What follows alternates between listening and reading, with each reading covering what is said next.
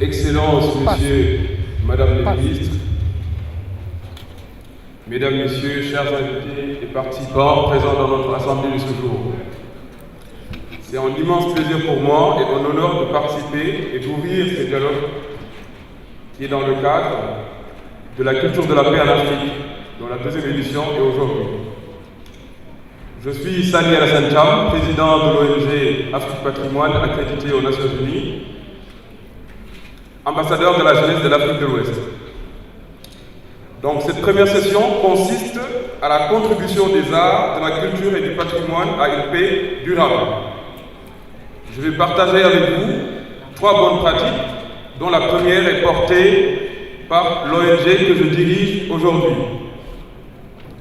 Donc cette première bonne pratique consiste sur la nécessité de mettre en place un forum du patrimoine africain qui sera un forum itinérant pour la dignité du continent africain et qui est venu notamment régler 2 grandes problématiques en Afrique. La première qui est la sous-représentation, comme vous le connaissez tous, de l'Afrique sur la liste du patrimoine mondial de l'UNESCO, car aujourd'hui, sur les 854 patrimoines qui sont placés à l'UNESCO, l'Afrique ne compte que 106 patrimoines, ce qui nous fait un taux de 9% sur cette balance mondiale. Donc, il y a probablement un équilibre à corriger sur cette balance. Donc, ce forum est venu apporter une solution pour mettre en place à disposition un espace d'échange africain, pour permettre aux États africains de mettre en place cet échange-là, d'en discuter et voir comment le corriger. La deuxième problématique, c'est la question des objets culturels qui sont aujourd'hui prisonniers des musées européens. Plus d'une centaine de milliers d'objets culturels africains qui aujourd'hui constituent l'identité de la jeunesse africaine, qui représente une bonne partie de notre continent, et aujourd'hui prisonniers des musées européens. Et nous, jeunesse africaine aujourd'hui, on n'a pas accès à ce patrimoine-là. Donc, ce forum du patrimoine africain permettra aux États africains de mettre en place ce qu'on appelle un commun accord qui consistera à une convention du patrimoine africain. Cette convention du patrimoine africain permettra aux pays africains et aux pays européens de mettre en place un espace d'échange dans le cadre du soft power, oui, dans le cadre du soft power, car aujourd'hui, les relations diplomatiques qui nous lient avec nos partenaires financiers techniques nous facilitent une collaboration dans le cadre du débat des idées. Car nous, jeunesse africaine aujourd'hui, si on est là aujourd'hui, c'est aussi pour perpétuer ce débat des idées et permettre une relation plus forte avec nos dirigeants, qui sont aujourd'hui nos leaders et qui peuvent faire avancer les choses. En termes de contenu, qu'est-ce qu'on aura? On aura en termes de contenu une grande conférence des chefs d'État, car c'est eux qui vont manager ces sujets-là. On aura des tables rondes et des ateliers de réflexion, car c'est un sujet qui est extrêmement sérieux et qui nécessite une réflexion profonde, qui nécessite une réflexion nouvelle, qui nécessite aussi des coopérations scientifiques et muséographiques. On aura aussi des expositions à la dernière journée, des plus grands musées, des plus grandes expositions africaines, des langues africaines, pour mettre en valeur la culture africaine, car oui, notre culture est extrêmement riche.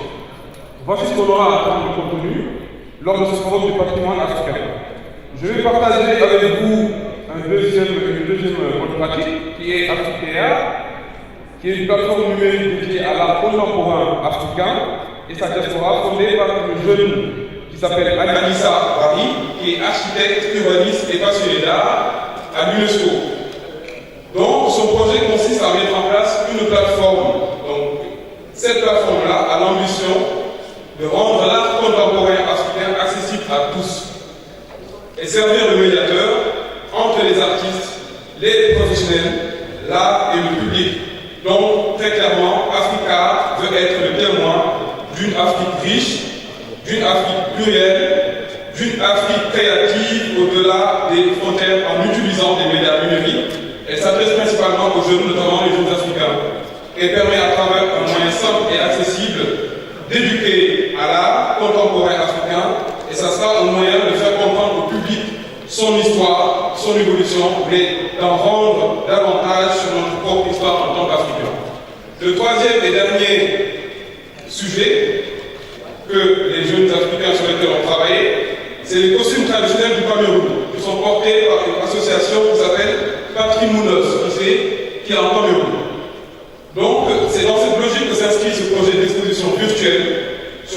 costumes traditionnels au Cameroun, il vise à faire du monde traditionnel un important levier de développement économique et durable, une source de représentation culturelle et de patrimonialisation, je vais y arriver, et rendre accessible au plus grand nombre l'histoire des techniques patrimoniales et à la conception, à la confection et l'utilisation du costume traditionnel camerounais. Donc cette association a un partenariat avec le Musée national du Cameroun et permettra vraiment de